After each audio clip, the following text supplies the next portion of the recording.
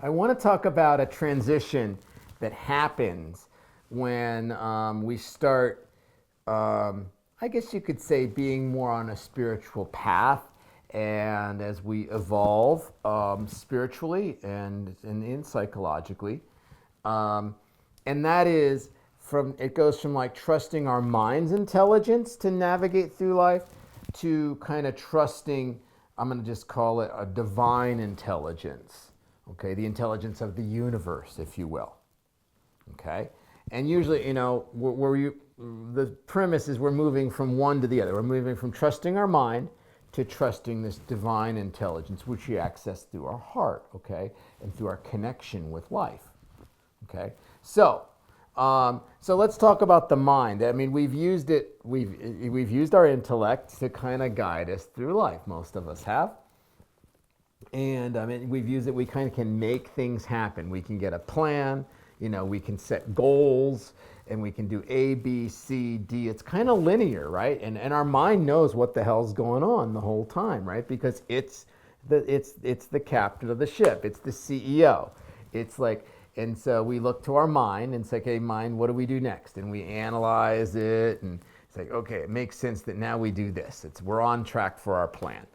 Okay, so now the other way is accessing this divine intelligence, or the intelligence of life, or the universe. Okay, and so it can be like, the way I talk about it sometimes is, we can offer an intention, okay, and say, hey, I'd like to create this thing, I'd like to have a community, or I'd like to do this, and then the divine intelligence, life or spirit or God or the universe, will then offer us doorways, and we can follow this kind of flow that gets us where we need to be. Okay, and now the mind doesn't know as much what's going on when this happens. Okay, so and it's more of a, what we get with the first way is we get to know what's going on. We get to feel like, I created this and I made this happen and I know what's going on and I devised a plan and it worked.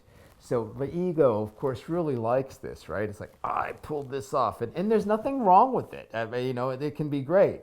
There's things we're proud of, we've created, and it's like, yeah, and I knew what happened, what was going on the whole time. It made sense. Now with this divine intelligence, it's not going to make as much sense intellectually. It's not going to feel like we're in control of things as much.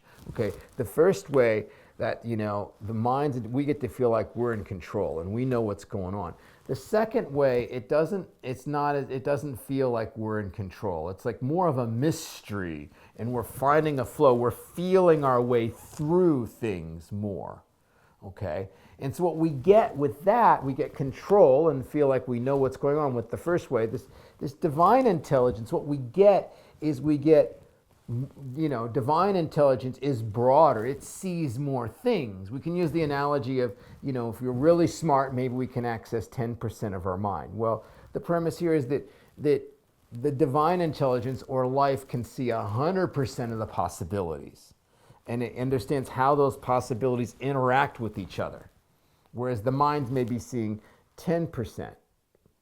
Okay, and whereas the mind's more linear, the divine intelligence is not. It's more circular. It's not linear. It's not A, B, C, D. It might be like, well, we'll do A, and then we'll go to N, and then we'll come back to C, and then we'll go over here, and it's like, because this isn't ready yet. So actually, before you meet your goal of having a relationship, or being part of a spiritual community, or whatever it is that you're wanting to navigate through, to create or navigate in life, it's like, well, you're going to need this lesson before you're going to be ready to accept the love of this relationship. Otherwise, you're going to push it away. So we're going to give you this divine intelligence, is like, we're going to give you this lesson.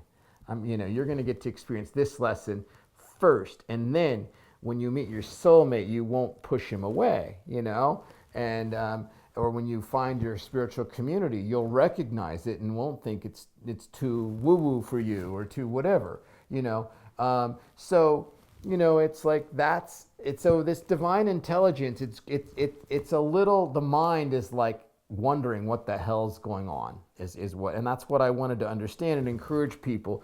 If you do this, you put out your intention, you see what comes back to you, you trusting, and it's what you trust. We're trusting our intellect versus we're trusting this divine intelligence. We're trusting life or spirit. And the way we trust spirit is through our heart, right? So we're trusting this collaboration because they know that way of creating things is more of a collaboration.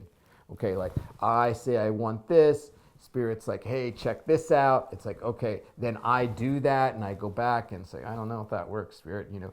And it's just, and then we're following this kind of flow of things, and it's not rational.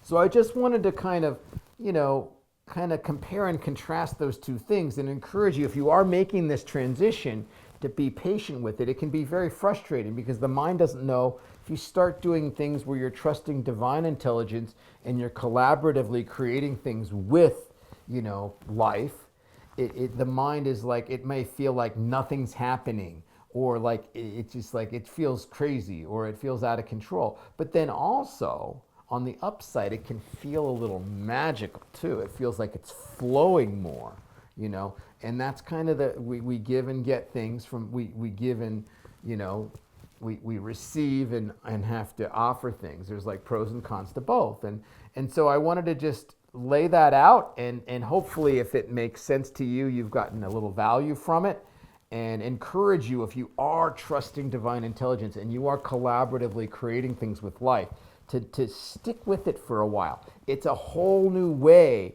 of navigating life. You're almost like feeling your way through life more.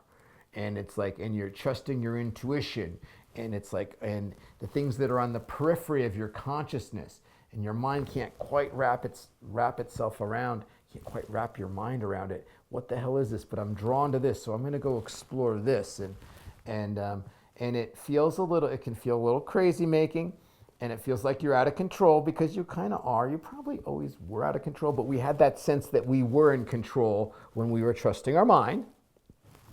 And so I wanted you to encourage you maybe to stick with it and to work with it. It takes a while to figure out. It's like refiguring out a different way to navigate through life. So that is my video for this week. I thank you for watching. And I hope you have an awesome week, and that you're willing to kind of try trusting some divine intelligence and collaborating with life a little more on your journey, and being patient with it to see where it takes you. I will see you in a week.